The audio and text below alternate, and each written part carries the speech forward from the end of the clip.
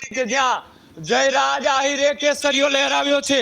માયાભાઈ આહિરના પુત્ર જયરાજ આહિરે ડાઠા બેઠક ઉપર કોંગ્રેસનો 2 ટર્મનો એ ગઢ છે તે તોડ્યો છે। પહેલી વખત ડાઠા બેઠક એ ભાજપ જીતવા માટે જઈ રહ્યું હતું અને તે હવે 2000 મતોથી ડાઠા જિલ્લા પંચાયતની બેઠક એ જીતી ચૂક્યું છે।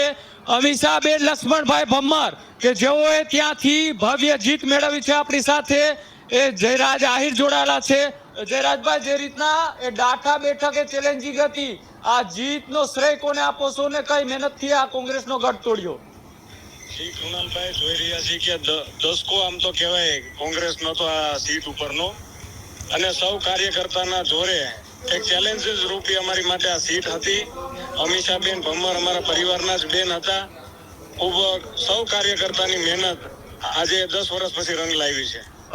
જયરાજભાઈ, તમારી એ ચૂંટણી લડવાની વાતો હતી, પણ આ વખતે તમે ચૂંટણી ન લડ્યા અને પાછલા બારણે કિંગ મેકરની ભૂમિકામાં રહ્યા। આ બેઠકે જીતી અને ભાજપને તમે આ જીતાડવામાં ખૂબ મહેનત કરી છે। આગામી દિવસોમાં કેવા સમીકરણો એ બેઠકના? ખૂબ સારું વાતાવરણ છે અને વાત રહી મારે લડવાની તો સ્ત્રી અનામતની સીટ હતી અને મારે પહેલા પણ કોઈ વાત હતી નહીં લડવા માટેની, પણ છતાં સૌ લોકોની લાગણી અમે જ્યાં મત માંગવા ગયા છીએ કૃણાલભાઈ, કારણ કે જે લીડ 2000 ની છે ને, આપ જાણી લેજો છેલ્લા 40 વર્ષથી આ ક્યારેય લીડ મળી જ નથી અમને। આ ઐતિહાસિક આ સીટનું મહત્વ એટલા માટે છે કે કોંગ્રેસ પણ જીતતી હોય તો 100-200 મતથી જીતતી હોય છે, જ્યારે આ વખતે અમે 2000 થી પણ વધારે મતોથી જીત્યા છીએ, એનો અમને આનંદ છે। અચ્છા, કયા એવા મુદ્દાઓ ચર્ચાઓમાં રહ્યા હતા અને તમે શું એવા લોકોને વાયદા આપ્યા હતા જીત બાદ?